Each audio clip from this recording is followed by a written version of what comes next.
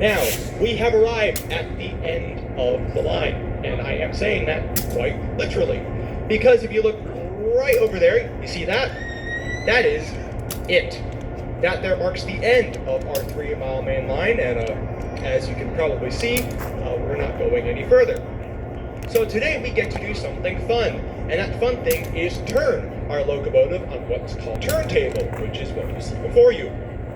Now this turntable here was built back in 1916 by the American Bridge Company of Ambridge, Pennsylvania for the Central Georgia Railway. It weighs 80 tons, measures 80 feet long, and is motorized, powered by a 25 horsepower motor. Now, here's the twist. This was not built as a motorized turntable. Now, those kinds of turntables did exist back in 1916, but there weren't that many of them since it was a relatively new technology. This turntable and most others were referred to as Armstrong tables. What this meant is that these things were turned around, not by machine, they were turned around by hand. These were hand-powered turntables. It took roughly about 4 people to turn this whole thing around, and here is how they did it. There would have been a pole at each end of the table, going from here to, let's say, about here. So one pole here, one pole over there. Next, you had your 4 people. So let's say 2 people here, 2 people over there. And then, through their might, strength, and determination, they turn that whole thing around by themselves and by hand. But since our turntable now is fully motorized, I will not have to ask for any volunteers here today, because I have with me the strongest man in the world. He's so strong, in fact, he might be related to Superman himself. And that is, folks, my trainman Hunter. Go ahead and give him a wave. Now, Hunter over here is so strong, in fact, he'll be able to turn our turntable with the power of just one finger. We call this the magic finger. And trust me, it is magic. Now, what do you think he's going to do with that magic finger? There we go, perfect. Inside that turntable shack right there, we have a couple of buttons which we'll use to toggle, turn, and we'll get our engine turned around.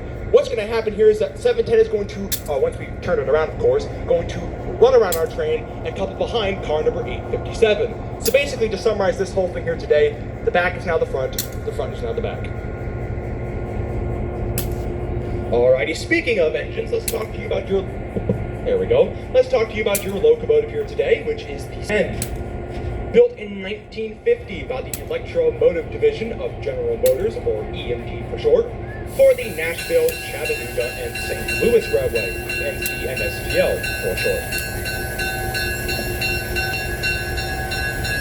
Number 710 is classified as an EMD GP9 diesel-electric type locomotive. The GP is short for general purpose. What that means is that 710 is a very versatile locomotive. It can do yard switching, freight trains, passenger trains. Basically, it's a jack of all trades. Now, when this engine was first built back in 1950, it was not built as a GP9. It was actually built as a GP7. So just a slightly different model locomotive, but I'll get back to that in just a second. This engine ran here for the NCMSTL until 1957, when that company was absorbed into its parent owner, the Louisville and Nashville Railroad, renumbered to 478. Then, just outside Birmingham, Alabama, in 1978, this engine was involved in a massive head-on collision. And let's just say it did not fare well. It was sold for scrap afterwards. But that same year, it was acquired by a relatively new railroad at the time. That new railroad in question was Amtrak. Yes, that same Amtrak you're thinking of. They bought the engine, rebuilt it into a GP9, and renumbered it to 772. Now, it served with Amtrak for about 3 decades, but it did not pull passenger trains. It did not pull passenger trains. Its job was in maintenance of way service. Basically, what it was tasked to do was go around to the various main lines up on the Northeast Corridor in the Northeast region of the country and help repair those main lines, as Amtrak trains do go very fast, so those lines are prone to wear and tear. She served in that role for nearly 3 decades until being retired from service in 2004.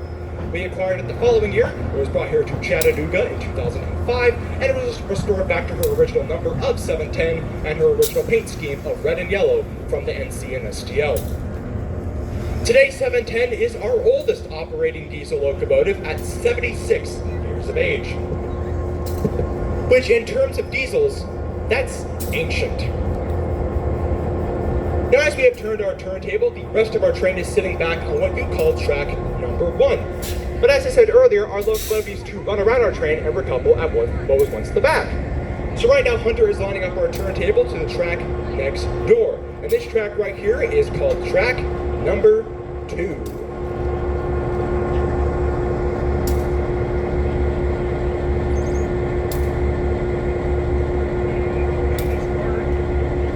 Alrighty, and with that, folks, this concludes our turntable demonstration. Let's give our crew a big round of applause.